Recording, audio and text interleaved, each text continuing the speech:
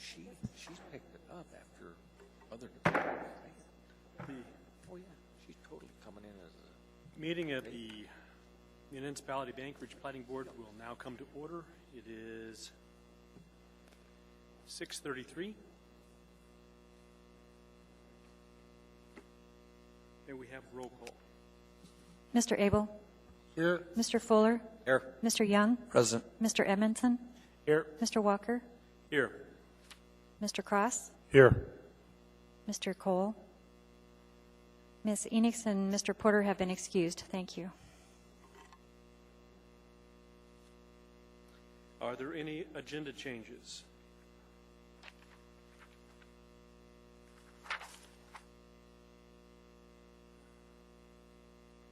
Next, we'll have the action summaries. See, there's an action summary from Wednesday, March 4th, 2015. May I have a motion approving the action summary? Dan Young moves and Ken Fuller seconds. Any objection to approving the summary of action? Seeing none, the action summary is approved. Next, we will look at the minutes for February 4th, 2015. May I have a motion approving the minutes? And Trevor Edmondson moves, Dan Young seconds. Is there any changes or corrections anyone would like to make to the minutes? Seeing none, is there anyone opposed to approving the minutes for February 4th? Motion passes. And we have a late arrival.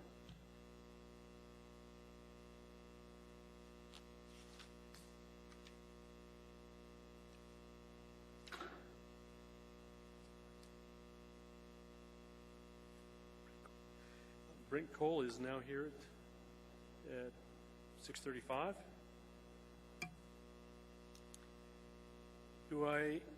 Next is the minutes for Wednesday, March 4th. May I have a motion approving the minutes for March 4th? Trevor Edmondson moves and Dan Young seconds. Any changes or corrections that need to be made? Is there any opposition to approving the minutes? Seeing none, the March 4th minutes are approved.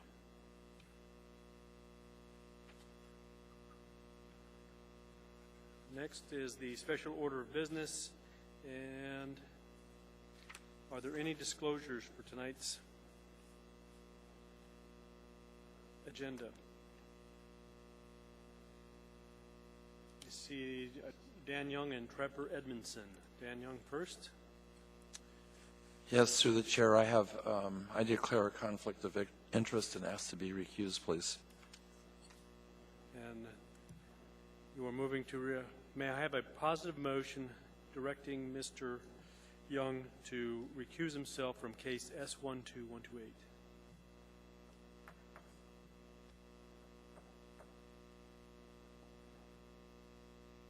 Brent Cole, would you state your motion?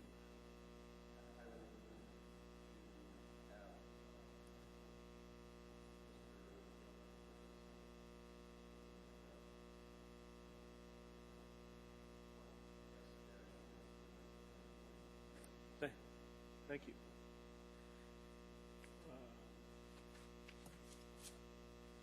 Would you like to speak to your motion?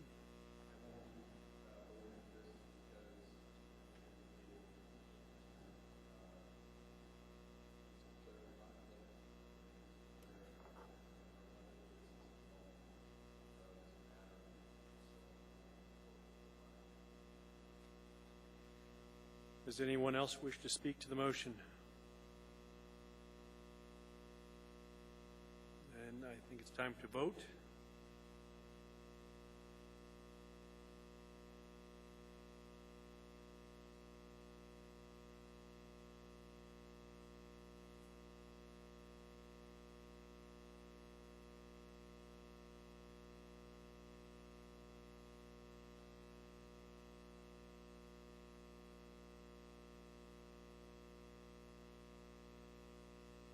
And the motion fails.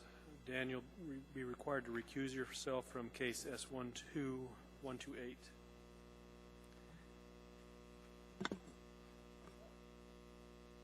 Trevor Edmondson. Through the chair, on case S12128 Eagle Crossing East Subdivision, I'd like to make a disclosure, a couple disclosures.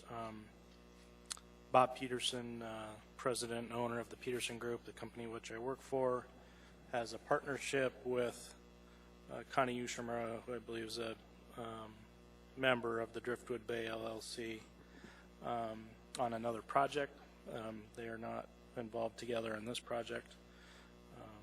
Also, I'd like to disclose that a company, the Peterson Group, company which I work for, has had discussions with Ms. Ushimura and on this particular project. Those discussions and about getting involved in the project were several months ago and did not bring us to get involved in this project, our company. So we currently don't have any interest in this project, don't have any personal financial gain, neither does the company which I work for. I don't have any family gain, and I feel like I can act fair and impartial in this case. Thank you. May I have a motion directing Trevor Edmondson to participate in case S12128?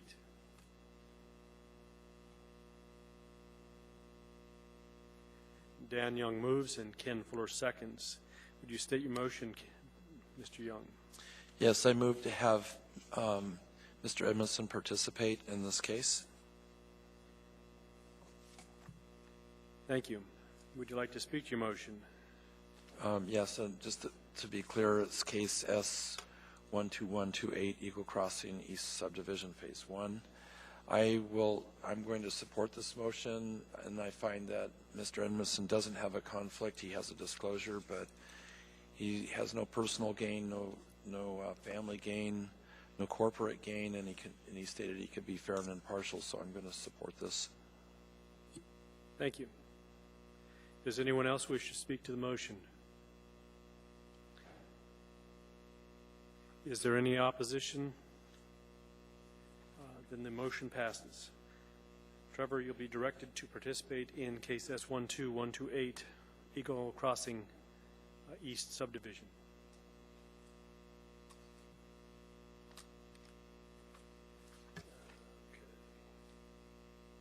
Are there any additional disclosures? Kevin Cross. Yeah, I have a disclosure of conflict of interest. I have previous business dealings. Mrs. Yoshimura as owner of Foundations Realty and Cross Associates. Real estate related transactions not pertaining to this development. No economic impact, no personal gain from this particular, just previous business experience. Thank you. May I have a positive motion directing Mr. Cross to participate? Dan Young moves, and Trevor Edmondson seconds. Dan, would you speak to your motion or make your motion? Yes, I move that Mr. Cross participate in case S12128 Eagle Crossing East Subdivision Phase 1. Thank you, and would you speak to your motion? Yes, I intend to support this. Mr. Cross has stated that he has no financial gain, no corporate gain, and that he can be fair and impartial. Does anyone else wish to speak to the motion? Is there any opposition to the motion directing him to participate? Seeing none, the motion passes. You will be directed, Mr. Cross, to participate in case S12128, Eagle River Subdivision, Eagle Crossing Subdivision. Thank you. Any additional disclosures? Seeing none, we'll move now to informational items. You'll see in your packet that there is a short plat dated March 9th, 2015 and one March 23rd, 2015. No motion is required on those. We have no consent agenda and no old business.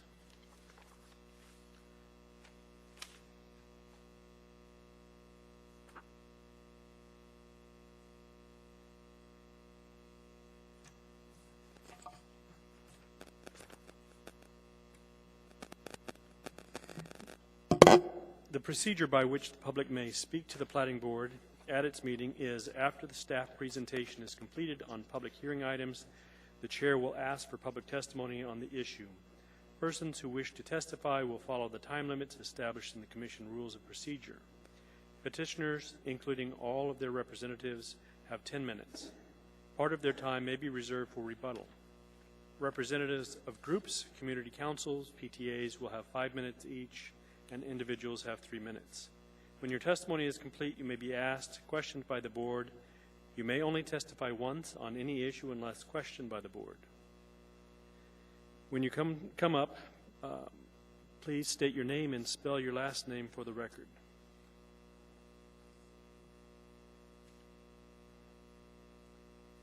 All right.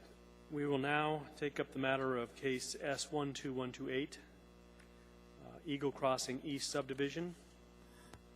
May we have staff's presentation? Thank you. This is a request to subdivide one tract of land into 48 lots and 3 tracts with variances from the design standards. The design standards for subdivisions. Last year, the Platting Board approved a preliminary plat to subdivide 2 tracts of land into 9 tracts of land. This preliminary plat seeks to subdivide Tract 9 from that previously approved plat. This phase of development is being developed under a cluster housing site plan review. The intent of the cluster housing development is to provide open space and other site amenities in a subdivision by permitting individual lots to have less area than otherwise permitted in the underlying use district. The proposed development meets the maximum density, minimum site area, and open space requirements for cluster housing developments. The petitioner is required to establish a homeowners association and provide the current planning section with a copy of their proposed covenants and restrictions for review and approval prior to recording the final plat. The 3 variances being requested, variance from the depth of a lot shall be at least 100 feet. The width of the lot shall be at least 1/3 the depth of the lot. And for legal and physical access, the department finds that the standards of approval for a variance are met, primarily based on topography, the slopes of the land and of these lots, the natural features such as wetlands that affect the property, and the cluster housing site plan, which preserves open space. The department's recommending approval of the 3 variances subject to recording a suitable plat within 18 months of its approval. The department's recommending approval of the cluster housing site plan subject to providing a landscape plan and recording a suitable plat within 18 months. Finally, the department's recommending approval of the plat subject to conditions 1 through 14 on pages 15 through 19 of your case packet. I laid on the table a separate sheet of paper, a condition number 15. This condition has to do with trails. This condition was requested by the trails coordinator, and this condition of approval has been reviewed by the petitioner, and he stated that this is acceptable condition of approval. There are quite a number of conditions, the first one being a standard condition to resolve utility easements. The second condition, entering into a subdivision agreement for urban improvements to Eagle River Lane and Driftwood Bay.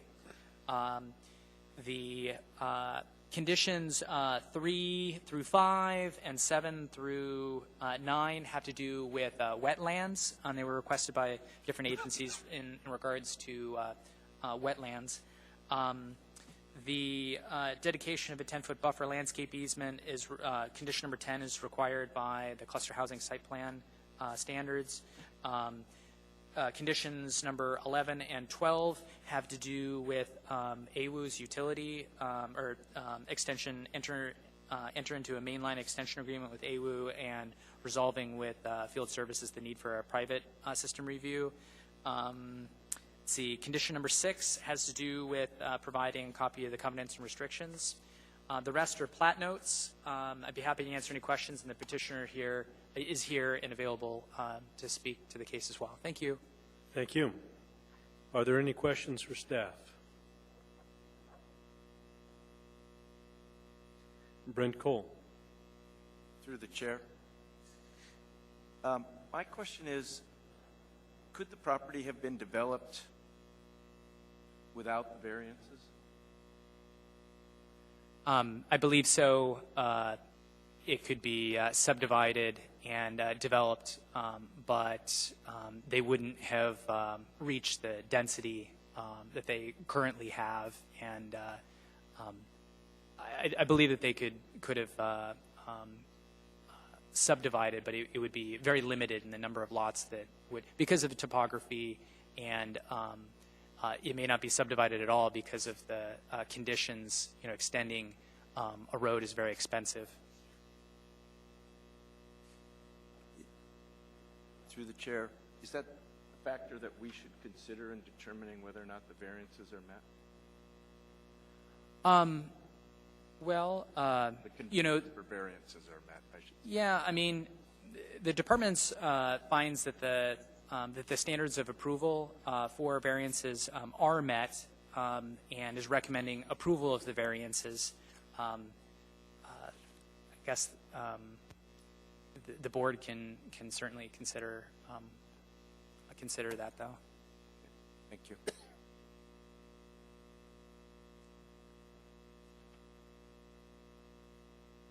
Any other questions for staff?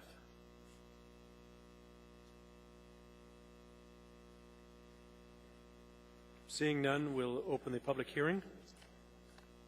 Here we have the petitioner's presentation.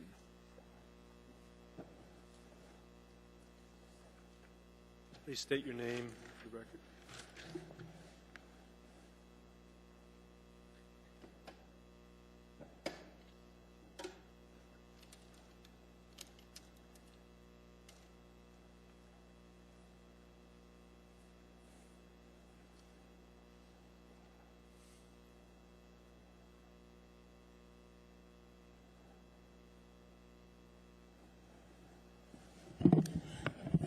Do you want to reserve any time for rebuttal?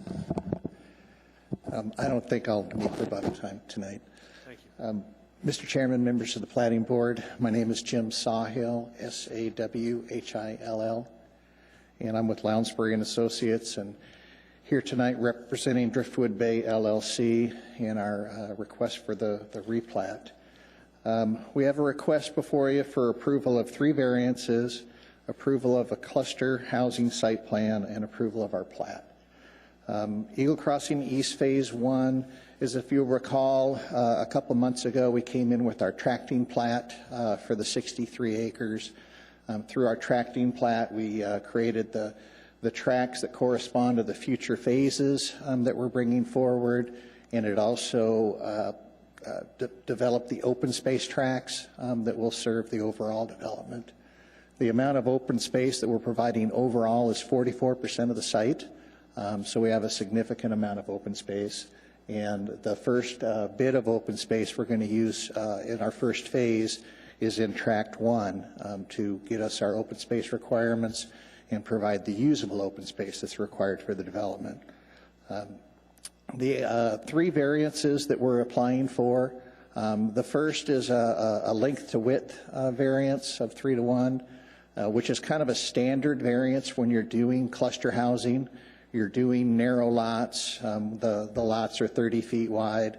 The minimum depth is 100 feet. So whenever you come into a cluster development with narrow lots, it becomes kind of a standard variance we apply for the 3-to-1 length.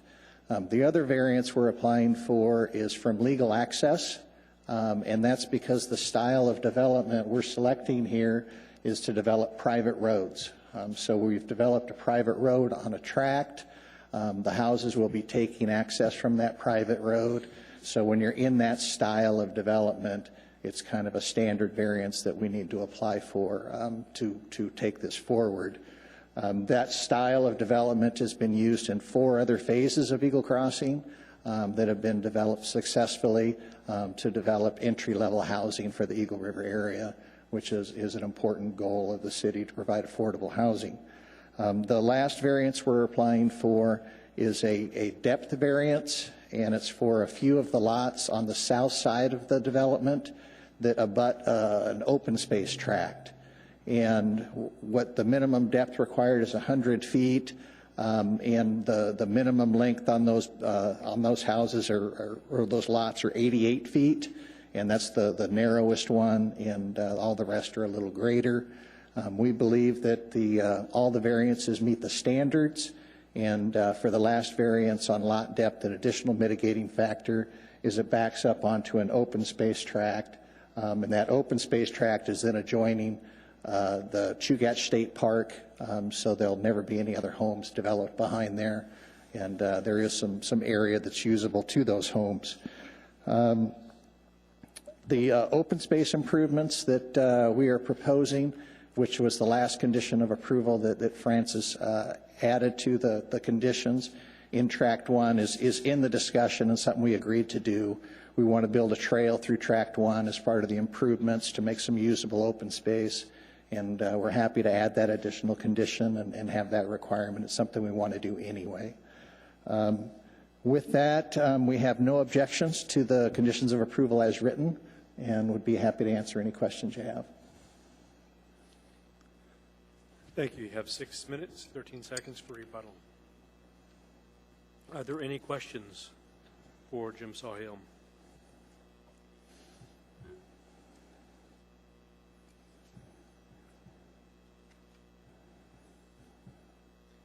Kevin Cross. There was a suggestion by Community Council that do for emergency access, a third entrance was somehow designated into your plot. I imagine that would be on what would be considered the far north side. Could you please explain what, if you've talked to the Community Council or talked to the HOA that brought their concern regarding access to the end, if should there be an emergency in the vicinity? I saw one comment from a homeowner on the lower street, but we are not taking access from their street, their private street. I'm looking for page 45 of the packet. It's kind of a bad copy, at least mine is. It's an aerial photo, and it shows where our plat is. And south of us is a private street and a row of duplexes, and they were concerned about some access impacts. That was what I saw in their comments. But we won't be accessing that street at all. We're providing our own internal street. And we did present the plat to the Community Council last month, and we had a couple questions, and they chose not to take any action one way or another. I always try to get a positive letter from them supporting our project, but they decided to take no action. It looks like the way it's designed is if Driftwood Bay is extended, the intention is to possibly continue building to the, which would be to the south? Yes, absolutely. Driftwood Bay Drive will be extended, and then as each phase is developed, we'll keep extending the road to provide access into the area. And Driftwood Bay Drive is built to collector standards. It has trails on both sides. The trails are really popular. People in the area really like them and use them. Very familiar with the area. Excuse me? So I'm very familiar with the area. Thank you. Okay, thank you. Trevor Edmondson. Through the chair, Mr. Sahal, I just want to confirm that you've got that The additional condition number 15 is acceptable to Yes, petitioner? we have no objection to the additional condition. Okay, thank you.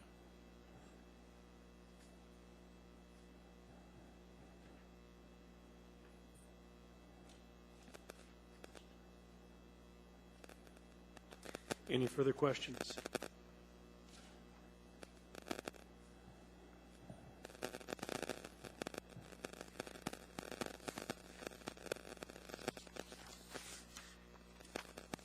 I have a couple.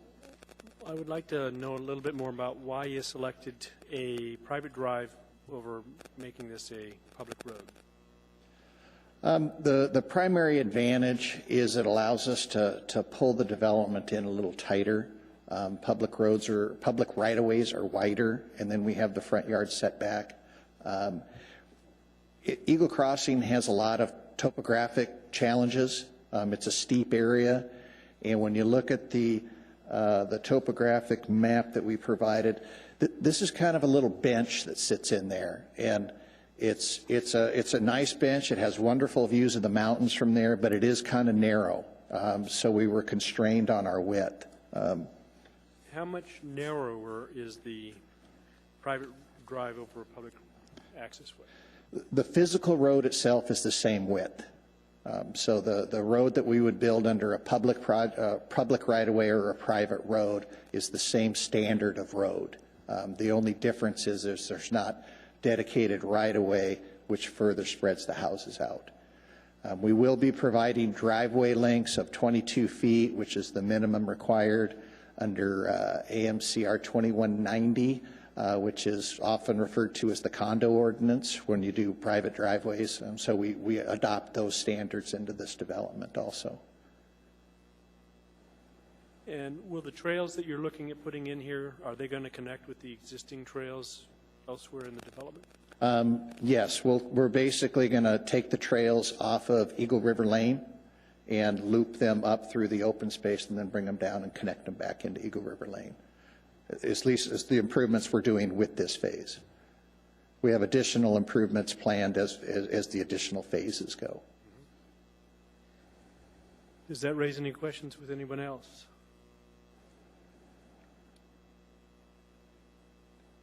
Seeing none.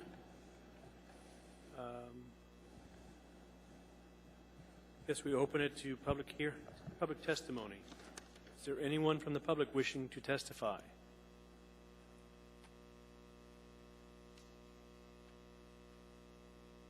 Anyone at all? Seeing no one, would you like to offer any additional rebuttal testimony? I have nothing further to add, Mr. Chairman, unless you have some additional questions. Thank you. Thank you. Well, we'll now close the public hearing, and the matter now rests with the board.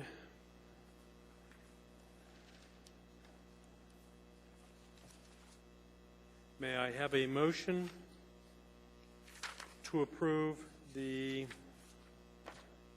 variances?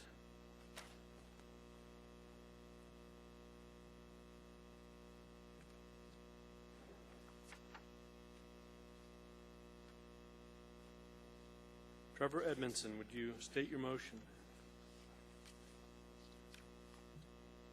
So I have a question first before I do that. Point of order. Are we going to address can we address all three variances at once, or do we need to do them individually? We can do all of them at the same time. Okay. Unless it's easier for discussion for the party, for the board. We can actually accomplish all three of them at the same time.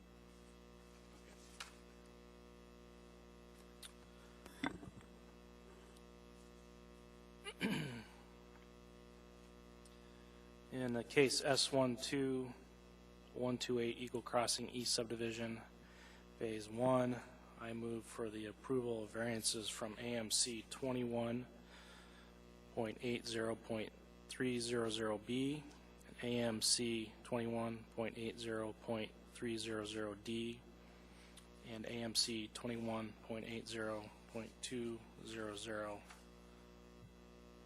subject to the following conditions. Condition number 1, record of a suitable plat within 18 months of its approval. Thank you. And Ken Fuller seconds the motion. Would you speak to your motion? I intend to support my motion. Staff has on pages 12, 13, 14, and 15 of our staff packet done an excellent job of outlining the variances and has shown that that each variance has met the 4 conditions that show that the approval of these variances won't meet the criteria of which we need to consider.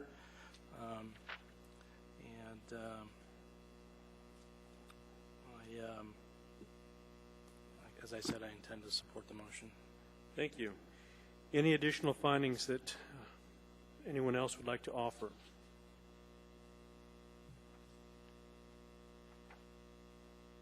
Kevin Cross. Thank you. Mr. Cole, you had stated earlier that it wasn't your intention to vote for this. If that's correct. I'm just, in the course of having dialogue and looking through this, there's a considerable amount of information to consider here. I just wanted to know what your concerns were, if you would vocalize those for me so I could have a better understanding of your position. Well, through the chair, I didn't say I wasn't going to vote for it. Okay, I I apologize. just asked a question. All right, very good. I appreciate that. Thank you very much. Anyone else have anything to offer in findings? I'd like to offer a bit more. I do find that cluster housing is intended to provide a development option particularly suited to tracts of land that are marginalized. Marginalized land includes wetlands and steep slopes or geophysical hazard areas. I do find that this area is a narrow area with a bench, and that developing this area requires alternatives to the standard development plan, and that variances from the standards to facilitate cluster housing is anticipated by the code. And I also find that the general plan for the Eagle River area is to provide additional low-cost housing or lower-cost housing for citizens. This seems to be a particularly good area to develop those needs. And so I intend to support the motion. Anything else? Trevor Edmondson. Just to add findings, I'd just like to, through the chair, I'd like to add that the property is generally affected by pretty steep slopes, which and wetlands, which makes it conducive to cluster housing, and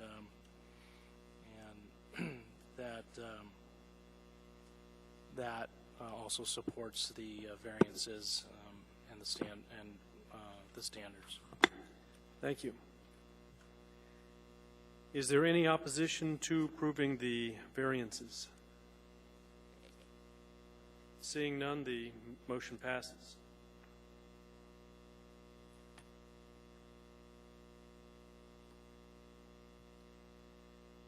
Next, may I have a motion to approve the cluster housing site plan subject to conditions 1 and 2? Trevor Edmondson, would you state your motion? Case S12128 Eagle Crossing East Subdivision Phase 1. I move for approval of the cluster housing site plan subject to the following conditions. Condition 1, provide a landscape plan showing 10 feet of buffer landscaping along Driftwood Bay Drive in accordance with AMC 21.50.2101 and 21.45.125C.2 for review and approval by the current planning section. And condition 2, record a suitable plat within 18 months of its approval. Thank you. And Kevin Cross seconds the motion. Would you speak to your motion? Yes, in regards to case S12128, Eagle Crossing East Subdivision Phase 1, for approval of cluster housing under conditions 1 and 2. Speak to approve it. I think it's made clear that this variance is required due to the economic feasibility. Cluster housing will allow development without cost prohibition in the area. Thank you. Any other comments or findings? Trevor Edmondson. I'd just like to add that the intent of cluster housing development is to provide open space and other site amenities, and the petitioner has retained over 40% open space in this particular project, and also has trails that run through the project and connect to surrounding developments. Thank you. Is there any opposition to approving the cluster housing site plan? Seeing none, that motion passes. And may we have a final third motion for the approval of the plan for 18 months?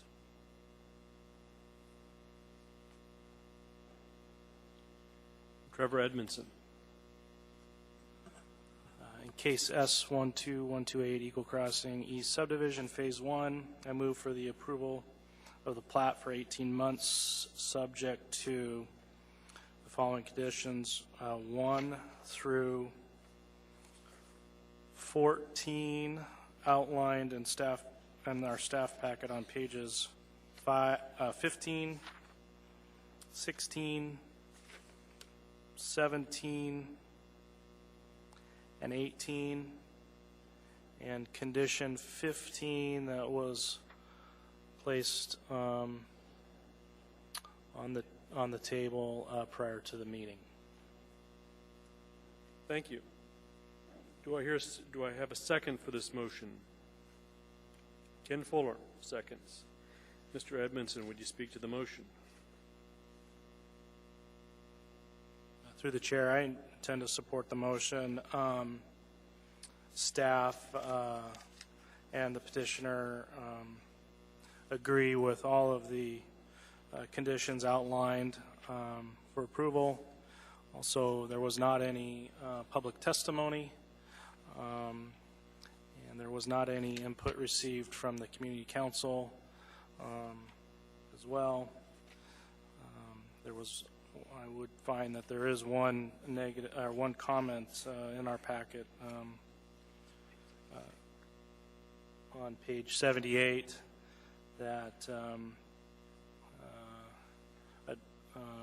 addresses issues they have with the project, but that access was to that property was off of a different street. So I intend to support this motion. Thank you. Any other findings?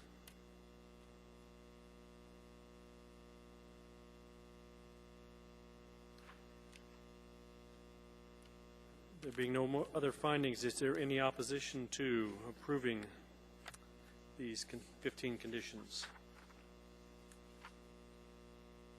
Seeing no opposition, the motion passes.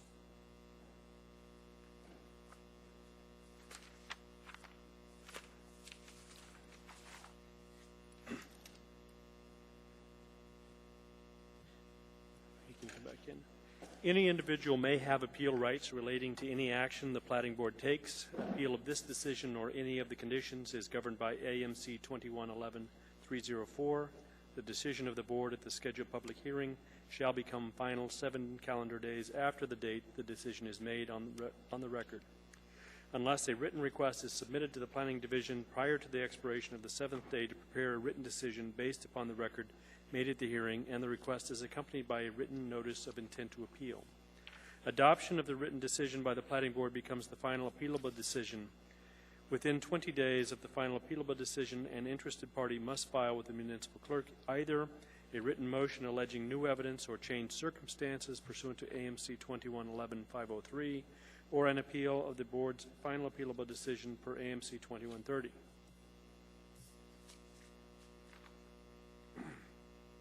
Are there any persons to be heard?